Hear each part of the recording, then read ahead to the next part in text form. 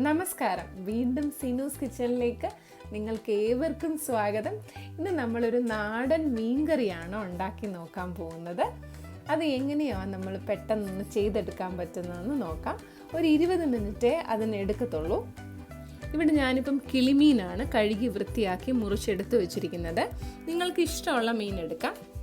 3 teaspoon Kashmiri മുളക് പൊടി, 1 teaspoon മല്ലിപ്പൊടി, 2 നുള്ള മഞ്ഞൾപ്പൊടി, 1 നുള്ള ഉലുവാപ്പൊടി, പുളി വെള്ളത്തിൽ കുതിർത്ത് എടുത്ത് വയ്ക്കുക.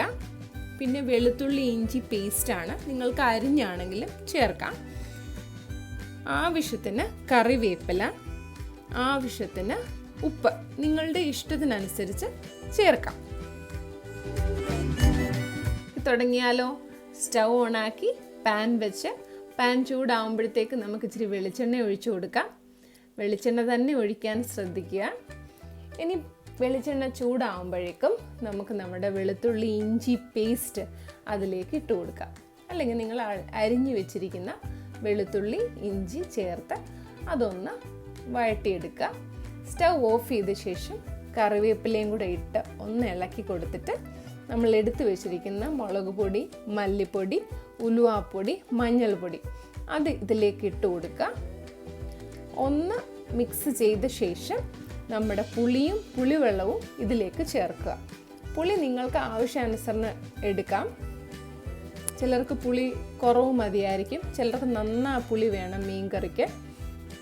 അപ്പം നമ്മളുടെ പുളിയും പുളിയുടെ വെള്ളവും കൂടെ ചേർത്ത് ഇപ്പം നമുക്ക് സ്റ്റൗ ഓണാക്കി ഇതൊന്ന് തിളപ്പിച്ചെടുക്കണം. ഇതിലേക്ക് കുറച്ചും കൂടെ വെള്ളം ഒഴിക്കണം.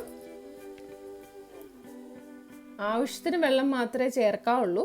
ഒരുപാട് വെള്ളം ഒഴിച്ചാൽ നമ്മുടെ മീൻകറി വല്ലാതെ ലൂസായിട്ട് നീണ്ടങ്ങ് പോവും. അപ്പോൾ അത് നമുക്ക് പാടില്ല. നമ്മുടെ മീൻകറി എന്ന് പറയുമ്പോൾ ഇച്ചിരി ഒന്ന് കുറുകിയൊക്കെ ഇരിക്കണം. ഇത് നമുക്കിപ്പം ഈ മീൻകറി നമുക്ക് അപ്പത്തിൻ്റെ കൂടോ ചോറിൻ്റെ കൂടോ ചപ്പാത്തിയുടെ കൂടോ ഒക്കെ കഴിക്കാം.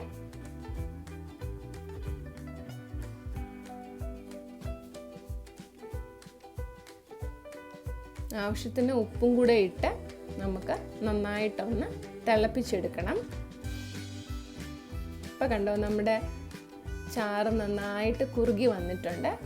ഇത് നമുക്കിനി നമ്മൾ എടുത്തു വെച്ചിരിക്കുന്ന മീൻ കഷ്ണം ഉണ്ടല്ലോ അതിലേക്ക് നമുക്ക് ഒഴിച്ചു കൊടുക്കാം.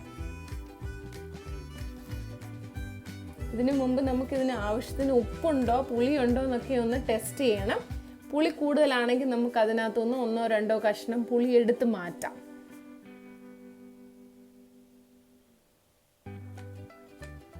ഇനി ഇത് നന്നായിട്ടൊന്ന് തിളയ്ക്കണം. തിളച്ചിട്ട് നമുക്ക് അടച്ചു വെച്ച് വേവിക്കാം. നമ്മൾ മീൻകറി സാധാരണ തവിയും കൊണ്ട് ഇളക്കത്തില്ല, മീൻ പൊടിഞ്ഞു പോവും. അതുകൊണ്ട് നമ്മളൊരു തുണി എടുത്ത് ഈ ചട്ടിക്കൊന്ന് ചുറ്റിയിട്ട് ഇതിനെ ഒന്ന് കറക്കി എടുക്കുകയാണ് ചെയ്യുന്നത്.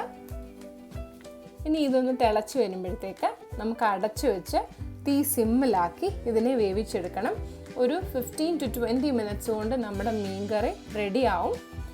അതിൻ്റെ ചാറൊന്ന് കുറുകുന്നിടം വരെ നമുക്ക് ഇടയ്ക്കിടയ്ക്ക് തുറന്ന് ചുറ്റിച്ചു കൊടുക്കണം.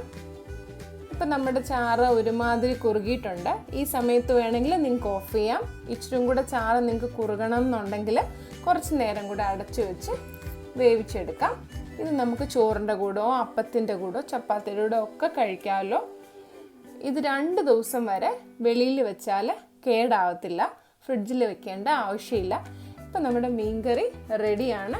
നല്ല പുളിയും ഉപ്പും എരിവും ഒക്കെ ഉള്ള നമ്മുടെ നല്ല നാടൻ മീൻകറി, നമ്മുടെ അമ്മമാരൊക്കെ ഉണ്ടാക്കുന്ന നല്ല സൂപ്പർ മീൻകറി എല്ലാവർക്കും ഇഷ്ടമായി എന്ന് വിശ്വസിക്കുന്നു. വീണ്ടും കാണാം. ഇനി കാണും വരെയും take care and bye bye.